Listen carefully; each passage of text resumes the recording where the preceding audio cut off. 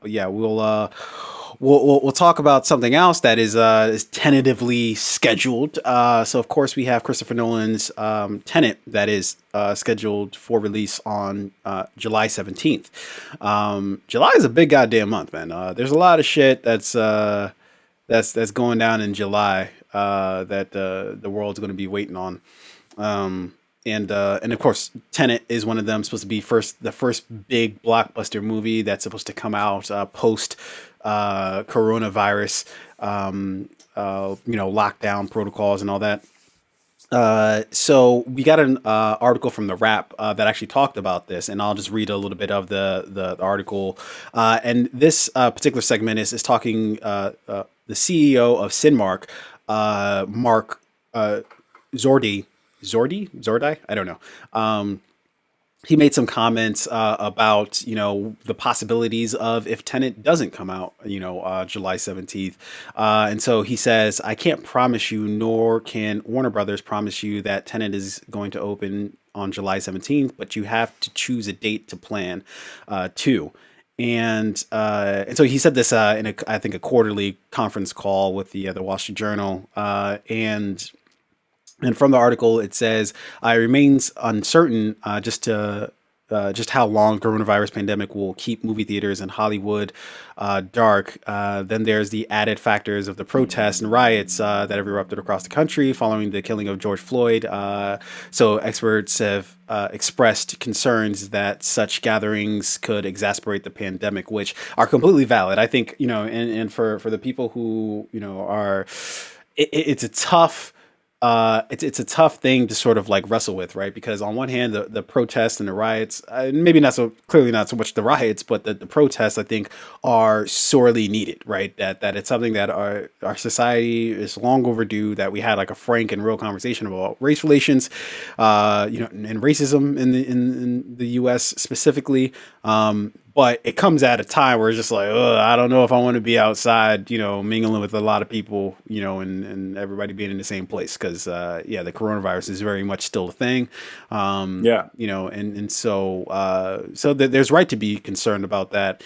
And so without the major cities ready for phase three of reopening, this says, because I think a lot of cities are currently in phase two of the reopening, but I think they're trying to gauge it to see if they can like move on to stage three or phase three of the reopening, which that makes it more difficult to think that July 17th is going to be a solid date for Tenet if a lot of states or a lot of cities can't really move on to that phase of it of allowing certain thresholds for theaters.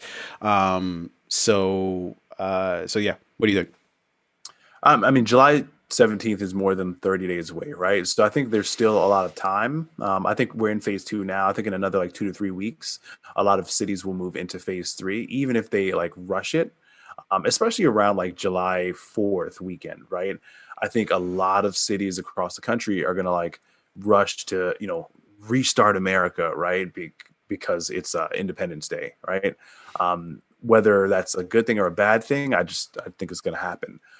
If that happens, then I think Tenet is going to be in a good spot. I think movie theater is going to reopen.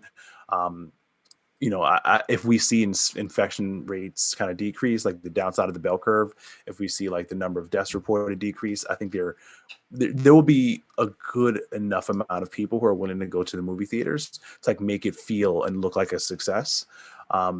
I don't know. It could very well happen. I won't be there, but it could very well happen. Yeah. And you know what I thought was really interesting too? How like we're just not giving a fuck at all about that movie that's coming out before Tenet with Russell Crowe. What's it called? Like Road Rage or like Break Dust or Unhinged, I believe. Unhinged? Yeah, Yeah.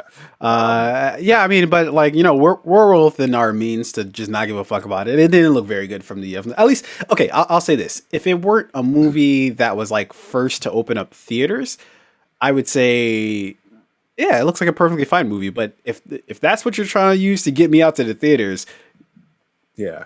no, Come no on. bueno. That's it's not gonna happen. I'm not gonna risk life and limb to see Russell Crowe, who who seems like maybe he's in his older age or he's starting not to give a fuck. um, Just taking yeah, any role.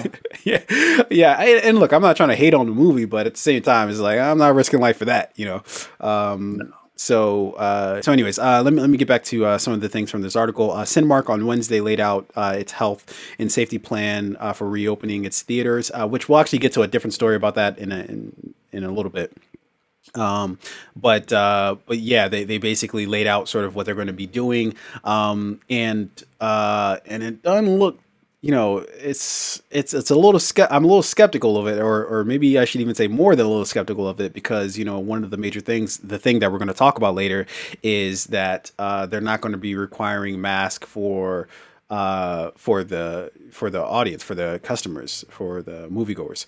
So yeah, okay. Yeah. No, let's not do that. Let's and so part of the thing about going back to the theaters is feeling safe, right? Like, even if, like, and there's a whole bunch of conflicting information about there about, like, if masks actually do work or if they don't.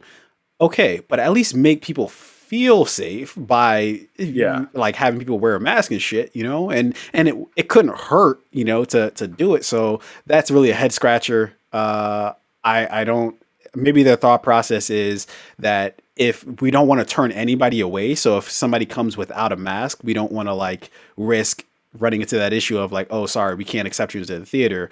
But at the same time, bruh, it feels like that's a risk that you're taking very unnecessarily. Like, if you're the asshole Yeah. who, like, doesn't wear a mask, then just, okay, like, just go the fuck home, dude. Like, You know what I think it is? I think they're taking into consideration whether or not people will buy concessions if masks are mandatory, right? hmm, So, like, if you have to wear a mask, are you going to buy popcorn, knowing that every time you go to take a bite of your popcorn, you're going to have to, like, remove your mask, put it back on, chew, and you're going to have to keep doing that.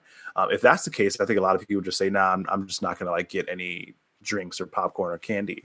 So the theater's probably like, let's just make it so that masks aren't required, so we can sell those concessions. But for me, like, if I'm in the theater and I'm following the rules and I'm wearing a mask and I'm taking all the, like, the proper necessary precautions, and I see people just, like, out here no mask in it and fucking just eating, can't, like, putting, like, four people eating from the same thing of popcorn and coughing and sneezing. Yeah, I'm out of there, bro.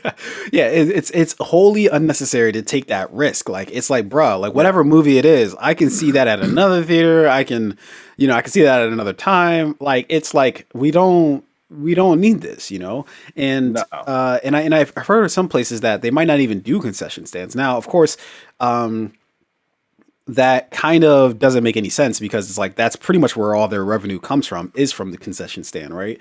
Yeah. For a theater. So it's like they have to do concession stand, but at the same time, it's kind of like, but that leaves the window open for taking the mask off, and it's kind of like, well, what's the point of wearing a mask if you're just going to keep taking it off? So I think you actually might be onto something there, as far as, like, that playing a major factor into why Cinemark at least is wouldn't be doing that. But anyways, that's a story that we're going to dive into in a little bit. And honestly, now we might just skip it, since we just kind of talked about it through and through right there. Uh, And here's one other thing, though. I wonder if, and this is something we're gonna have to look out for. I wonder if movie theater chains are gonna change their, like, policy and procedures, or their right, pretty much like the rules of what it means to purchase a ticket. Like, if you purchase this ticket, and I'm pretty sure they're gonna change the language under our noses, but it's like, if you purchase a ticket, you come to the movie theater and you contract COVID-19 while attending, or while watching a movie in our theaters, we are not, like, responsible for that, right?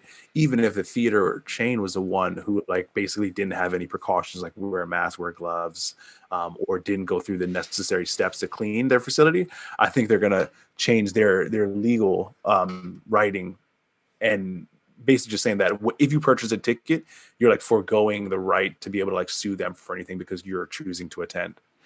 yeah. I don't know how they can kind of, like, I don't know how they can write that into, like, their thing, right? Because then that gets into a hairy thing of, like, okay, And I'm sure that goes into like their whole idea of like insurance too, right? Like of are you covered if something happens to you at the theater? Like so for instance, if you're at a theater and there's like some fucking butter, some butter on the ground or some shit, and you slip, fall, bust your ass, and you end up breaking your fucking like tailbone or some shit. Well, can't you just sue the theater for not having making sure it's clean? And then if that's not true, then it's just like, well, all right, maybe I don't feel so safe going to a fucking theater if I know you can just get away with anything, right? You can just have the theater be in whatever condition, and it's not my fault. You bought the ticket, you knew the risk, and it's like, well, I'm going to go watch a movie, not go into fucking war. There shouldn't be that many fucking risk, that much risk going to a theater, and so yeah, that opens a whole can of worms that I don't know if they necessarily want to get into that whole back and forth. And then also too, they have to make it abundantly clear to the people who are purchasing the ticket that that's what's happening. And I just don't know how they do that. I don't know. I don't Well, I know mean, what the people don't read disclaimers. They just put it on the website. They print it on the back of the ticket. Nah, but you And see, now they but they would have to make it abundantly clear, especially here in this coronavirus era, that that's going to be the case. Like they would have to go beyond the measure of just having it in fine print somewhere. They would have to like almost like everybody who buys a ticket, you would have to have like, oh, do you check off that you agree to these specific terms?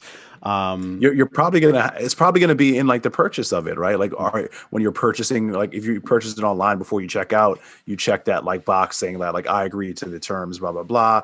When you buy your ticket at the stand, there's gonna be like a sign there that says like, by purchasing a ticket, they're gonna take those steps, but like I think they're gonna try and do it in a way that covers themselves legally. And kind of like puts the not necessarily the blame, but like the burden back on the person. It's like, hey, you chose to buy this ticket, you chose to attend. We've given you the fair warnings. The Surgeon General of the United States has given you warning as well. We're covered. yeah, maybe so. But anyways, let us know in the comment section below, like what the fuck you think. Like, do you think that this is, that Tenet's going to be able to release July 17th, and that it will bring people back to the theaters? There's kind of evidence on both ends that it might not. Yeah, either way, we want to know your thoughts. Let us know in the comment section below. That being said, we're gonna move the fuck on.